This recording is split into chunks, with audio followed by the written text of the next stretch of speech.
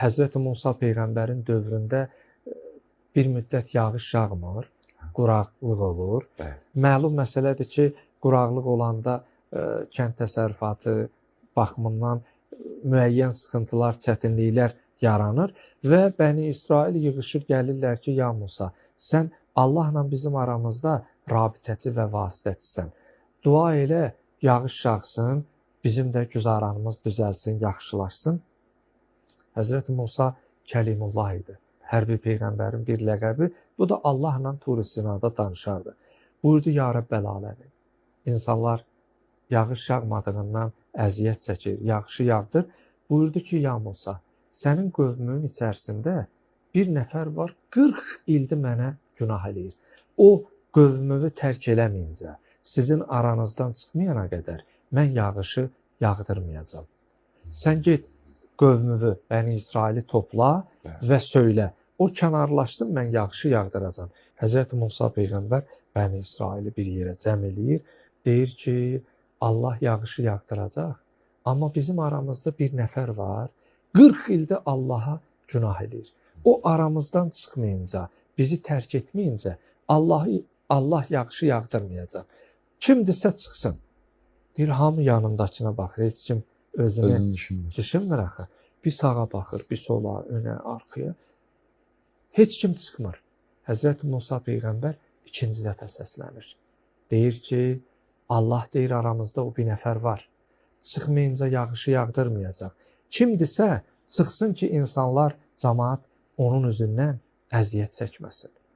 Deyir, bu günahkar bu ikinci dəfə səslənəndə başa düşür və hiss edir ki, söhbət bundan gedir. Bu söz mənə aiddir. Deyir, paltarını başına çəkərək xəcalət hissi ilə, deyir, ya Rəbbəl aləmin, mən bilirəm, mənim etdiklərim günahdır.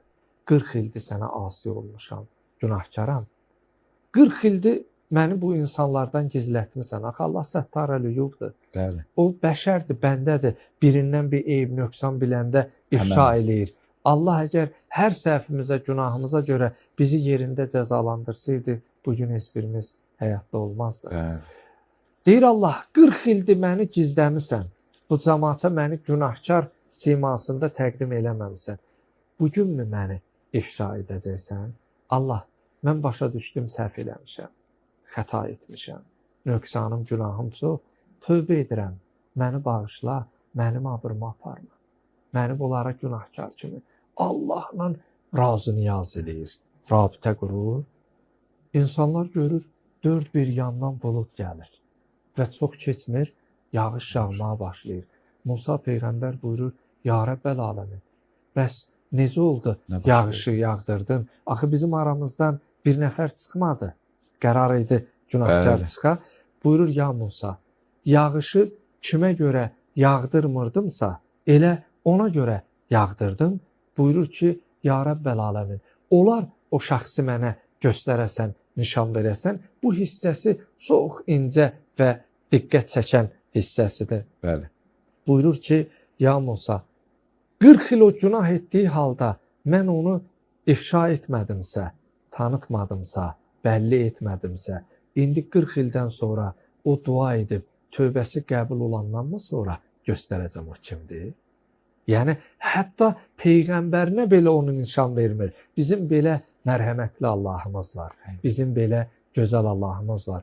Odur ki, mən əziz və dəyərli izləyicilərimizə, tamaşaçılarımıza tövsiyə edərdim ki, bu ay dediniz Allah bizdən nə istəyir ki, sual verdisə, qısa bu danışıqlarımın nəticəsi budur ki, bu ayda istək budur ki, bu ayda çoxlu dua eləyək və Allahdan bağışlanmağımız üçün öz günahlarımızı etiraf eləyək. Bu bizim bu ayda ən çox üzərimizə düşən işlərdən biridir.